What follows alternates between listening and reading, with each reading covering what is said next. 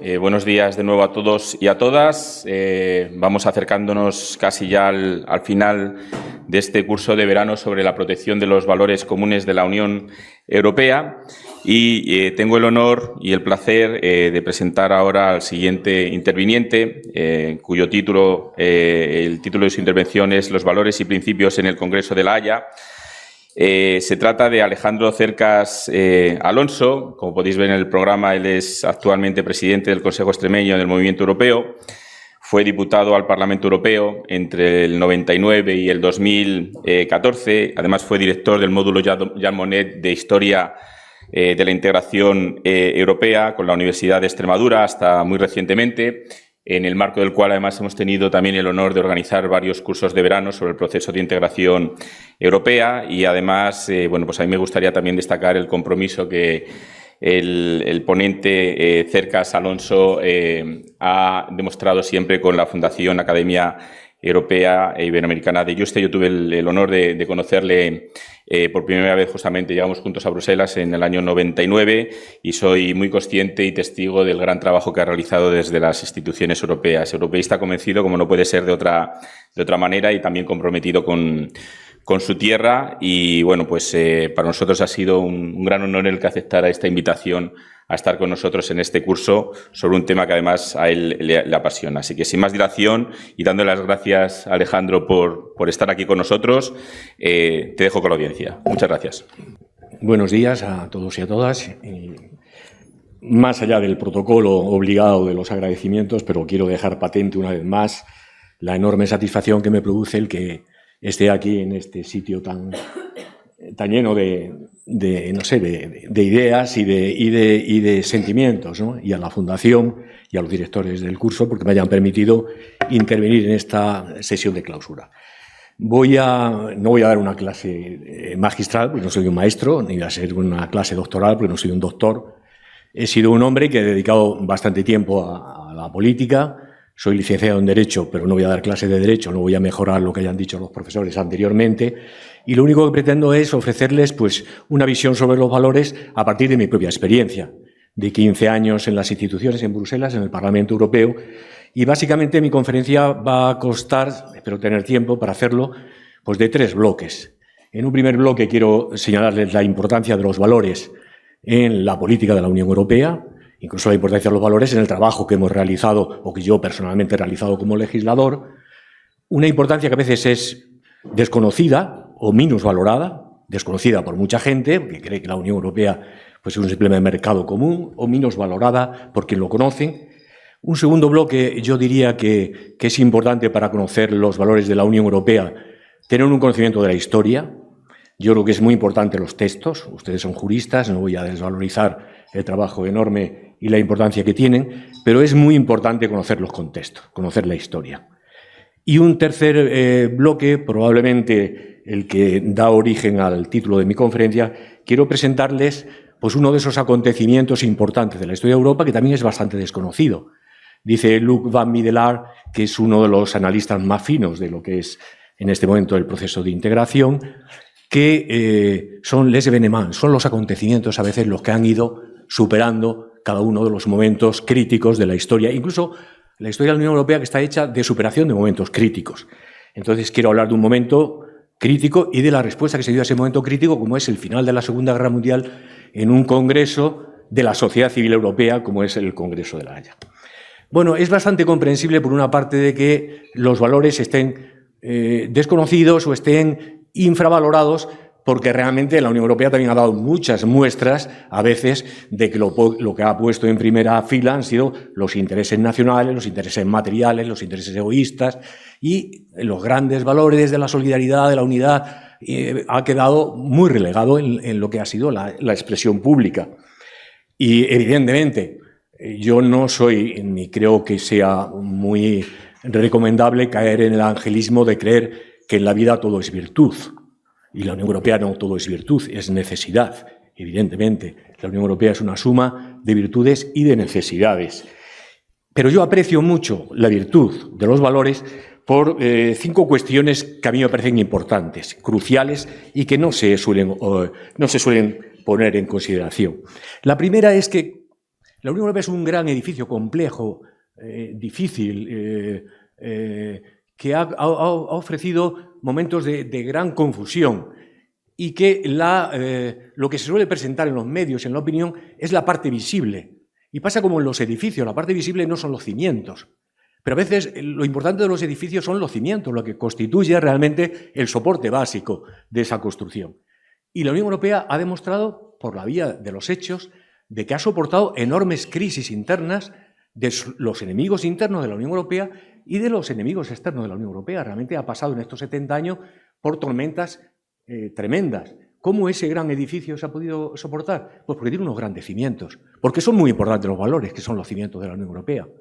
En segunda cuestión, que también se suele minusvalorar, es que también es cierto que la Unión Europea, los ladrillos que hacen ese edificio, estos ladrillos que vemos aquí, son los intereses nacionales. No hay que llamarse a engaño, la Unión Europea resuelve problemas graves, lo veremos luego después, de los Estados-nación.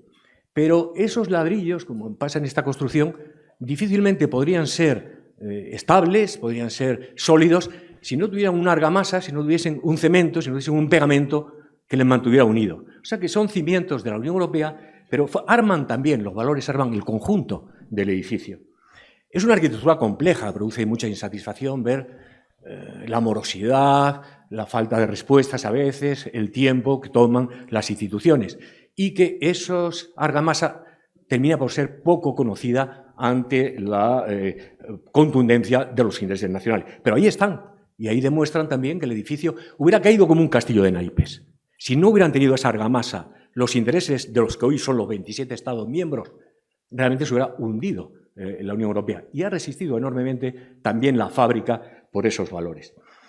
En tercer lugar, yo creo que los valores se minusvaloran, y valga la redundancia, también a veces por la academia y a veces también por los juristas, porque hay una enorme cantidad de producción cuasi legislativa, cuasi normativa, que forma parte, desde luego en el Parlamento Europeo, a lo mejor del 90% del trabajo del Parlamento Europeo, que tiene una fuerza muy importante, pero que como no aparece en el diario oficial de las comunidades, se olvida simplemente porque esa legislación que ayuda enormemente a mejorar las políticas, a alcanzar los objetivos o a respetar los valores, no es conocido porque, sobre todo en países como España, donde no tenemos en nuestra gobernanza y en nuestro sistema jurídico esas normas que son más bien anglosajonas, de normas que van construyendo un espacio, un ambiente donde se desarrollan los valores, que luego se trasladan a la legislación europea y a la legislación de los Estados miembros.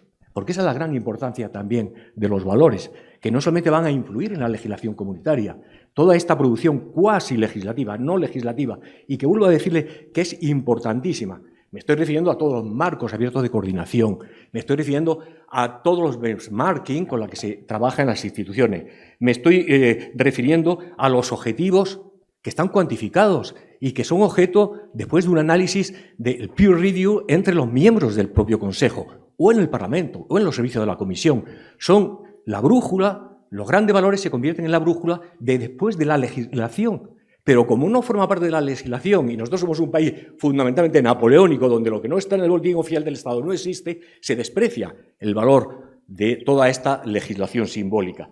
Y sin embargo, si ustedes dedican un tiempo a pensar cómo en España batallas fundamentales del cambio de nuestra sociedad no se han producido si no existiera esa doctrina, si no existiera esa matriz y si no existiera ese líquido amniótico en el que los actores públicos han podido sacar adelante programas tan importantes como los de la unidad, programas tan importantes como los de la igualdad hombre-mujer, las batallas por todos los elementos de avance que ha habido en España sobre la política de género, sobre la política de lo que yo he trabajado bastante en Bruselas, que ha sido la higiene y seguridad en el trabajo de los trabajadores, lo que ha sido todo el cambio de paradigma medioambiental.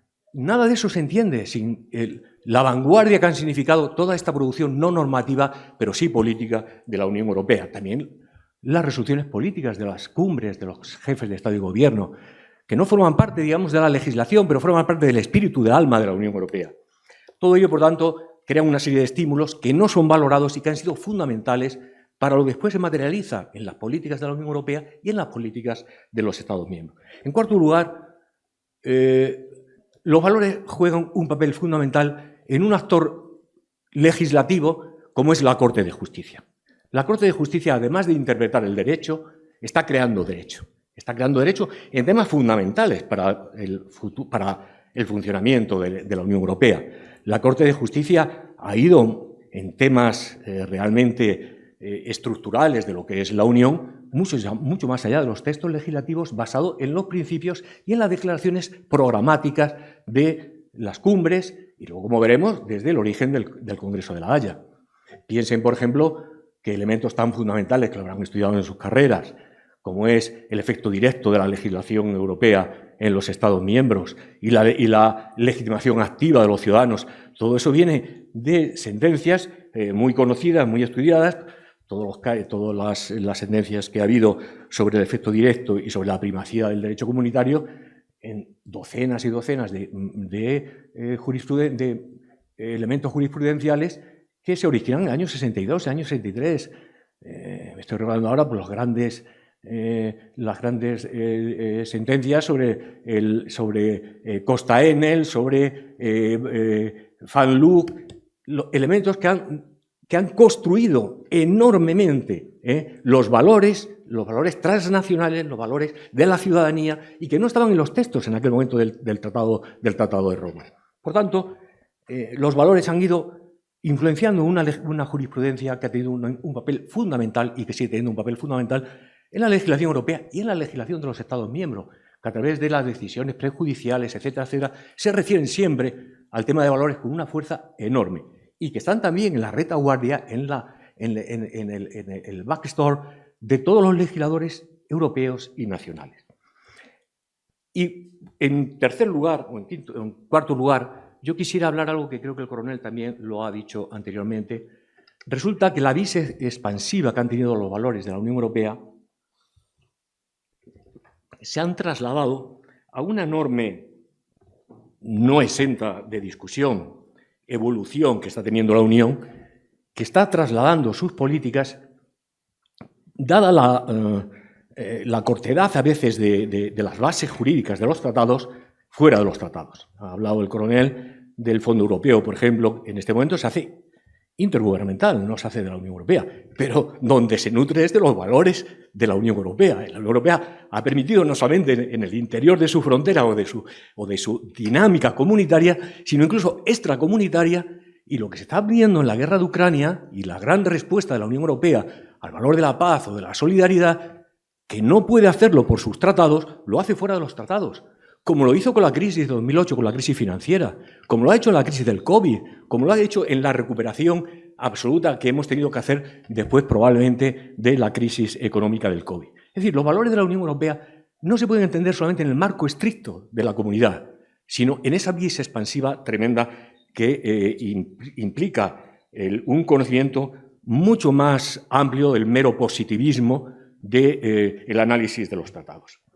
Voy a pasar ahora un poco a decirles que esta importancia histórica necesita una reflexión, necesita una ampliación del angular con el que se estudian los valores de la Unión Europea, tomando en consideración una variable, que es que la Unión Europea es un hecho de la historia, es un hecho evolutivo de la historia, es un hecho o un proceso no terminado, y es un proceso, en definitiva, donde se ve muy bien la certeza de lo que el creador de la Escuela de los Anales en Francia, Marc Bloch, que es uno de los grandes historiadores europeos, dice, y es que la comprensión o la incomprensión de lo que ocurre hoy es imposible si no se comprende lo que ocurrió en el pasado. Es absolutamente necesario a ustedes como juristas, yo lo he notado también por mí, primero para comprender y segundo, para no perderse en el laberinto de un derecho, de una organización internacional como la Unión Europea, que no tiene constitución y que tiene una legislación laberíntica, barroca, contradictoria en muchas ocasiones, y que hay que retroceder a conocer todo el íter histórico de la Unión Europea para poder entender la complejidad incluso del derecho de la Unión Europea. Creer que los valores de la Unión Europea se remiten y se estructuran solamente desde que están en los tratados significaría cometer dos errores muy importantes que yo les prevengo, yo los he cometido. creer que la Unión Europea hasta el año 92, al Tratado del Maastricht, o hasta el año 97, el Tratado de Ámsterdam, la Unión Europea no carece de valores, los valores más allá de la paz, que es lo único que se cita en el preámbulo del Tratado CECA. No existe ninguno de los valores que en este momento tenemos en el tratado, ahora lo tenemos muy bien articulado. El artículo 3 nos habla de los objetivos de la Unión, la paz, la democracia, el bienestar de los ciudadanos. El artículo 2 lista los 10 principios fundamentales de la Unión: la dignidad humana, la libertad, la igualdad, la democracia, el Estado de Derecho, los derechos humanos. Incluso el artículo 6 del tratado establece cuáles son las condiciones para ser miembro, o incluso para dejar de ser miembro, o al menos dejar de ser miembro de pleno derecho de la Unión. Nada de esto estaba en los tratados de las primeras comunidades. Y, sin embargo, la dignidad humana, la libertad, la democracia ha estado actuando en la Unión Europea antes, mucho antes de que se articularan en los tratados. Alguien puede decir, ¿y cómo se demuestra eso? Bueno, pues para los españoles es muy fácil demostrarlo. El caso de España es paradigmático de cómo los valores de la Unión Europea, de la democracia, de la libertad, de los derechos humanos, fue muy anterior a su articulación en los tratados, en el Tratado de Maastricht. En el año 62, en febrero del 62, el gobierno del general Franco Castilla envía un escrito al presidente del Consejo de las Comunidades diciendo que pide una asociación susceptible de una plena integración posterior, estoy leyendo textualmente la carta del ministro, después de salvar las etapas indispensables para que la economía española pueda alinearse con las condiciones del mercado común. Pide la asociación, ni siquiera la integración, y va por una doctrina que es que el mercado común, es puramente una asociación económica. Bueno, pues la carta del ministro Castilla ni siquiera tuvo un acuse de recibo protocolario, ni le escucharon siquiera. Y parecería, de hecho era una literatura que incluso en el Consejo entonces de las Comunidades tenía defensores, porque había gente en el Consejo que tenía una visión más bien de que el Tratado de Roma había construido un espacio económico, comercial, aduanero, pero que estaba a ayuno porque no existían en los textos y tendrían razón de decir por qué argumento a España se la impide entrar en el mercado común, más y menos cuando piden simplemente una primera asociación para mejorar su economía para poder ser asociado. Pues hay dos acontecimientos muy importantes que explican, y por eso yo estoy hablando de la importancia de la historia.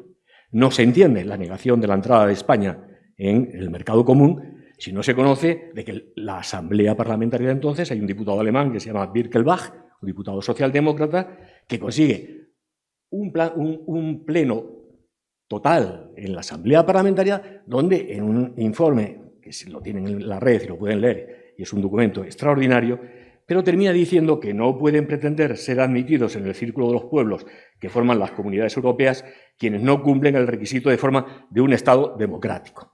No está en el Tratado de Roma, pero está en la política de las comunidades.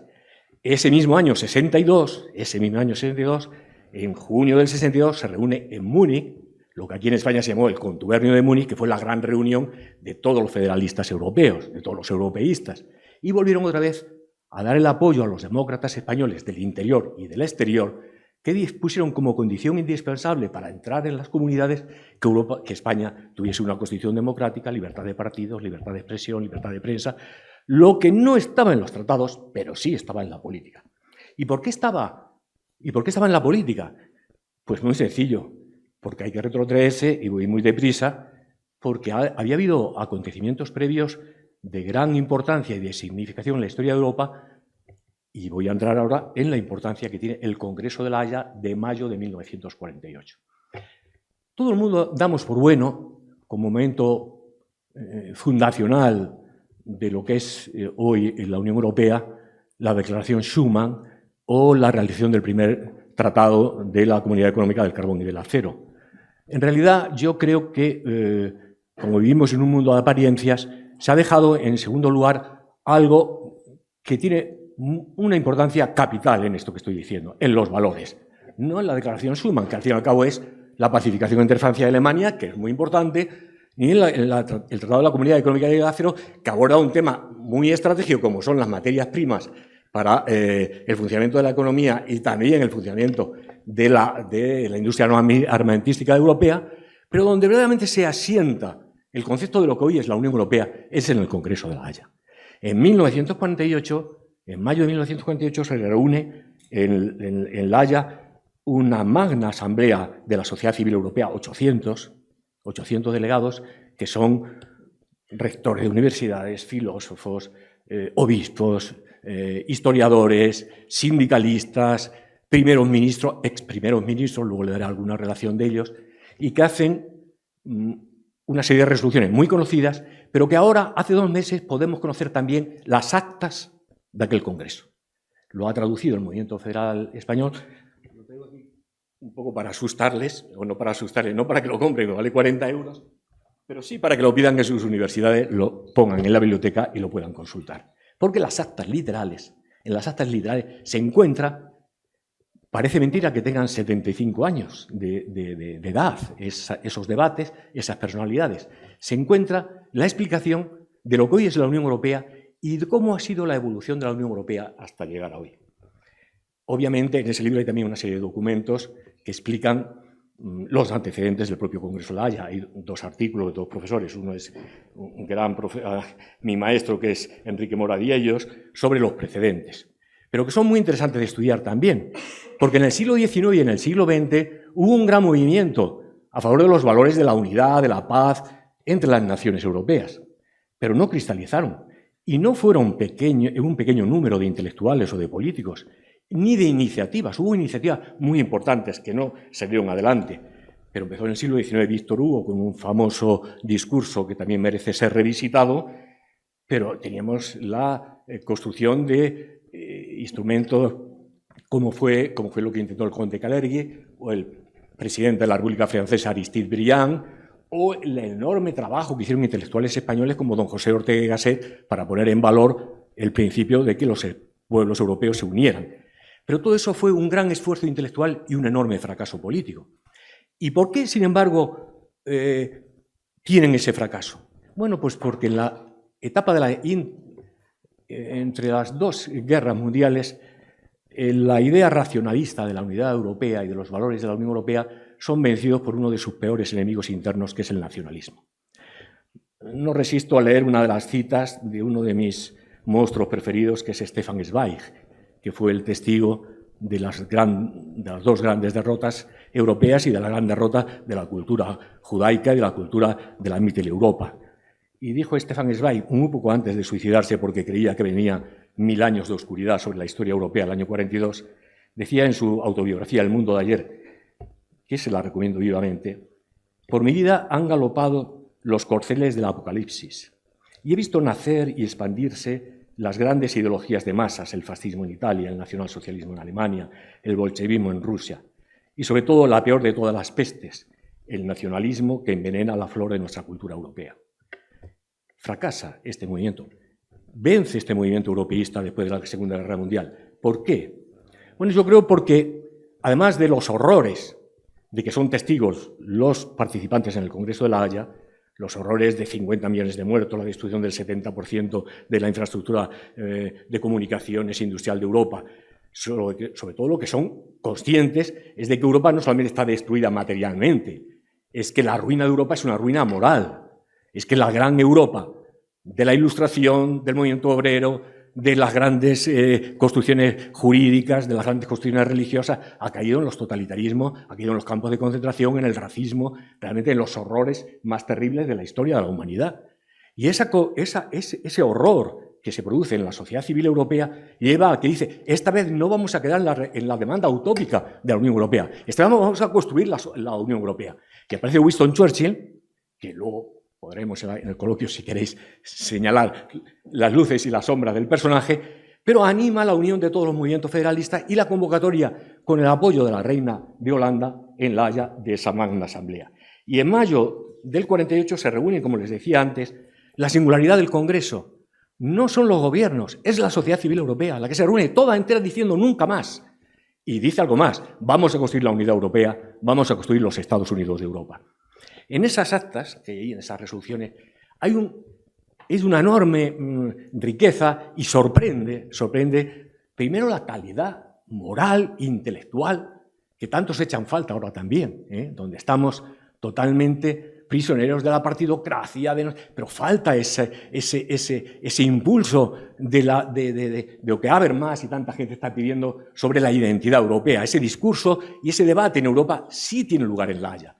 Y en esas actas y en esas resoluciones de las 3 comisiones que hay, la comisión cultural, que la preside nada más y nada menos que nuestro español ilustre Salvador de Madariaga, la comisión política, que la preside el primer ministro francés Paul Ramadier, y la comisión económica, socioeconómica de Paul Celan, el primer ministro belga, realmente es un tesoro que tenemos desconocido, absolutamente desconocido, y ahí está todo, está absolutamente todo. El texto de la Comisión Cultural tiene un grandísimo debate, todavía yo lo viví el año 2002, con motivo del debate de la construcción de la no nata Constitución Europea, sobre las raíces religiosas o cristianas. Ahí está todo el debate y cómo ha sido transado ese problema en el actual texto que tenemos del Tratado de Roma. Hay la contribución más reseñable, que es el lugar que tienen que definir los derechos humanos y el Tribunal de Justicia. Está ahí el año 48 en La Haya. No está en la Declaración Schuman, no está en la CECA, está en La Haya el año 48. Está en ese texto de esa resolución final los cimientos de lo que luego después será, por supuesto, el Consejo de Europa, que lo citan textualmente. Hay que hacer un Consejo de Europa basado en una Convención de Derechos Humanos con una carta que sea jurídicamente vinculante y un tribunal que la haga efectiva, que será la primera Comisión de Derechos Humanos y el año 54 lo que será el Tribunal Europeo de Derechos Humanos y que luego después lo recogeremos en los textos ya de la Unión Europea y es el Tribunal de Justicia actual de la Unión Europea. Las 2 ramas de la Constitución, el Consejo y las comunidades, están ahí, están en las actas y en las resoluciones del Congreso de La Haya. Ellos eran plenamente conscientes de las dificultades que iban a tener adelante y los retos de abatir las fronteras y de destruir el germen del nacionalismo. Pero eran también muy conscientes de que o lo hacían o habían salido de un totalitarismo para caer en las manos del que amenazaba desde el otro lado del telón de acero. Y esa doble conciencia del riesgo que tiene Europa de quedar otra vez destruida es el que lleva a decir, como dicen en la resolución final, hay que hacer la Unión Europea y hay que hacerla pronto porque la historia se está acelerando y podemos encontrarnos con que los carros de combate rusos y la infantería rusa lleguen a París por las grandes llanuras europeas en 48 horas. Están los americanos, por supuesto, apoyando claramente esta idea. Está la idea de la reconstrucción económica europea a través de lo que entonces fue la gran transferencia de fondos del programa de ayuda americana y está en ese momento planteándose también la necesidad urgente de recuperar a Alemania económica, humana y militarmente para ser la primera línea de contención de un posible ataque desde los países de la Unión Soviética y los países que forman parte del Pacto de Varsovia. Quiero solamente 2 minutos dedicar también a lo que me parece fundamental en lo que son los valores de la Unión Europea, en lo que son los objetivos de la Unión Europea, para hablarles del compromiso con la economía social del mercado que tiene la Comisión Socioeconómica. Porque Europa se enfrenta ese año y se va a enfrentar y va a construir en los años siguientes un modelo alternativo, por supuesto, al que se proclama desde la economía estatalizada y de la economía dirigida del bloque bolchevique, pero también muy diferente de la economía ultraliberal que viene del otro lado del Atlántico. En Europa se construye un gran pacto social y un gran pacto político que hace que las fuerzas de la izquierda moderada, sindicatos y partidos políticos socialdemócratas, se junten con los liberales y los socialcristianos y creen un modelo alternativo que es el modelo de la economía social de mercado. De tal manera que en esa comisión socioeconómica dan las claves de lo que fue el origen y de lo que sigue siendo hoy la Unión Europea, para lo bueno y para lo malo. La Unión Europea no es otra cosa que la unión de un modelo político liberal, de democracia representativa de carácter liberal, y de un modelo económico de economía de mercado, pero de una economía de mercado singular, que es la economía social de mercado. Está en La Haya y va a ser después totalmente tomada en cada uno de los textos de los tratados constitutivos. Me quedan escasamente 5 minutos y no quiero concluir sin hacer alguna referencia. El coronel se ha atrevido a ver la bola de cristal normalmente quien hacemos estas cosas tenemos todas las probabilidades de equivocarnos, pero sin embargo creo que sí es nuestra obligación, o por lo menos yo es lo que he visto allí cuando he estado en Bruselas, que es muy importante tener una cierta visión estratégica, porque si no el día a día nos perdemos en la coyuntura diaria si no tenemos una visión de qué puede pasar y sobre todo qué hay que hacer para que ocurran las cosas que tienen que ocurrir. Y entonces quiero terminar leyéndoles primero lo que es el último párrafo del Congreso, que dice así, nos dijeron nuestros padres fundadores en La Haya: cuando las mezquinas rivalidades de los nacionalismos se hayan dejado de lado, podemos esperar que se desarrolle en Europa una sociedad armoniosa, un clima de libertad y concordia, y nosotros podremos contar así con una vida social y económica en la cual Europa, y eso que quiero subrayar, desempeñará en el mundo su propio papel, el de una fuerza constructiva y pacífica. Porque es evidente, como ya se han dicho en otras intervenciones previas, que el gran valor de la paz es, dentro de los cimientos, el cimiento de toda la Constitución Europea. Un papel en el mundo, no solamente en Europa, en el mundo, de una fuerza constructiva y pacífica. ¿Y qué podemos esperar de este mundo convulso en el que ni lo constructivo ni lo pacífico está asegurado? Yo sigo mucho a un filósofo alemán, Jürgen Habermas, que es uno de los grandes filósofos europeos, y que no se ha cansado de decir que este nuevo evenement, lo que estamos sufriendo ahora, que es la emergencia de un nuevo mundo, donde se ha trastocado radicalmente el sistema de producción, el sistema de intercambio, el sistema de las bases, y donde se ha trastocado también lo que había sido la política de un cierto buenismo, de una cierta creencia de que los malos se iban a contener y de que Europa iba a florecer como un faro maravilloso en el mundo a través de su soft power y que en fin, volveríamos otra vez a caer en los errores como hemos caído de creer que se iban a sujetar las ambiciones y la naturaleza humana, que lamentablemente tiene mucho de jovesiana. Habermas lo ha dicho: o terminamos por formar la identidad europea o el viejo continente desaparecerá de la escala mundial. La identidad europea no está terminada de conformar. Nos faltan elementos fundamentales, sobre todo en el mundo de la globalización. Ya no vale solamente el escenario europeo para la economía, para la política, para la seguridad y para la defensa. Si queremos pintar algo en la escena mundial, lo que tenemos ahora necesitamos reformas de fondo y reformas estructurales. Posiblemente el método funcionalista, el método paso a paso, que ha sido el que se ha llevado adelante, necesita un cambio disruptivo para hacer frente a un mundo que ha cambiado radicalmente. ¿Se juega el futuro de Europa solamente en magnitudes cuantitativas, de más PIB, de empleo, o también de cualitativas? Yo creo que en el mundo hoy hay un debate muy importante entre modelos alternativos. Vencimos al modelo alternativo que significaba el paradigma del comunismo o de la economía de mercado, pero hay ahora otros paradigmas. Hay el paradigma de volver atrás. Tenemos un renacimiento de los nacionalismos viejos y nuevos en el mundo. Y tenemos sobre todo el auge tremendo de pensamientos iliberales y de pensamientos autoritarios y de gente que mira hacia Europa como alguien realmente con la que hay que confrontar porque significan para los poderes constituidos en buena parte del mundo un peligro.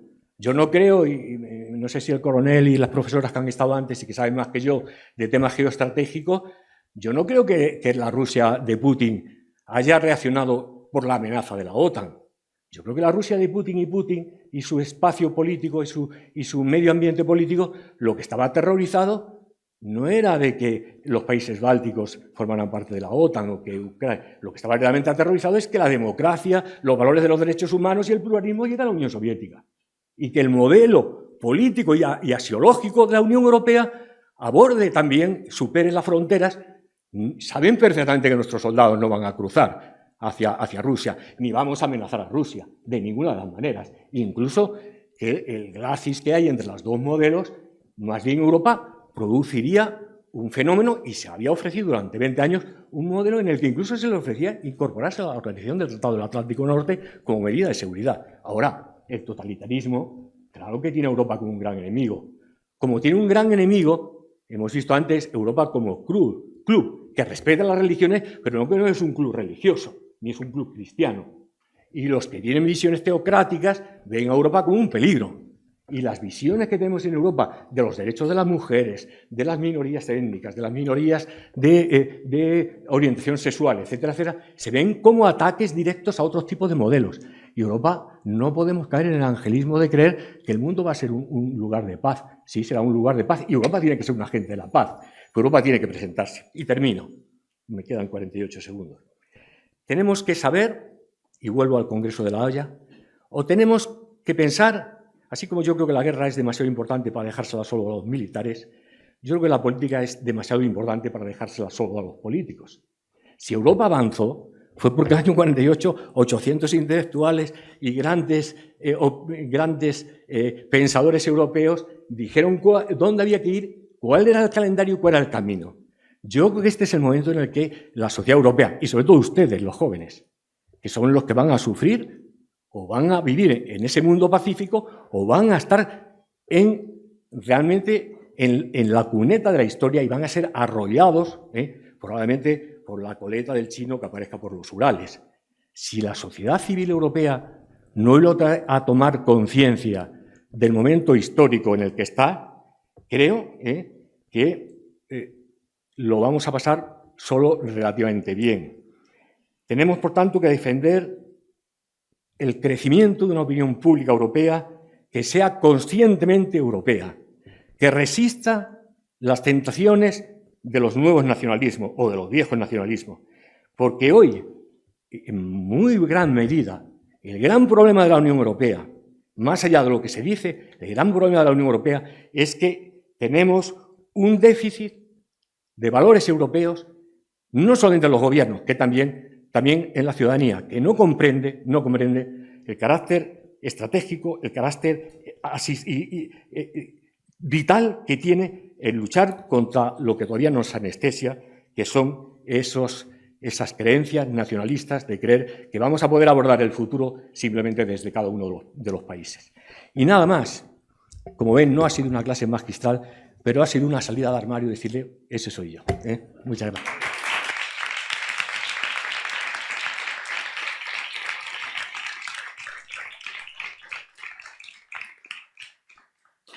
Muchísimas gracias, Alejandro. La verdad que ha sido un placer escucharte y bueno, ver cómo al final nos traes la historia al presente como elemento fundamental para definir nuestro futuro.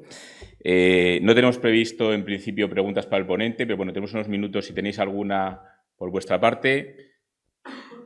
Por aquí tenemos una. Creo que es una oportunidad de oro también poder dialogar con el ponente. Hola, buenos días. Tenemos tiempo. Ha mencionado las raíces cristianas de Europa. Y esto es un problema un poco espinoso, porque es evidente que Europa tiene unas raíces cristianas. De hecho, las estrellas que están presentes en la bandera, el padre de esa bandera lo hizo por una referencia a la corona de la Virgen María. Pero, por otro lado, también es complicado reivindicar unos valores cristianos en sociedades abiertas, tolerantes, en las que la religión cada vez tiene un papel mucho menos relevante. Y también se utiliza esa referencia de la identidad cristiana como algo para excluir a otros colectivos. Se utilizan por regímenes de extrema derecha hablar de la identidad cristiana frente al Islam, frente a minorías. Y bueno, si podría profundizar un poco más en esas raíces cristianas de Europa y cómo abordarlas de una manera integradora y de una manera tolerante con otras identidades culturales que hay también en el continente. Muchas gracias. ¿Alguna otra pregunta por parte del público?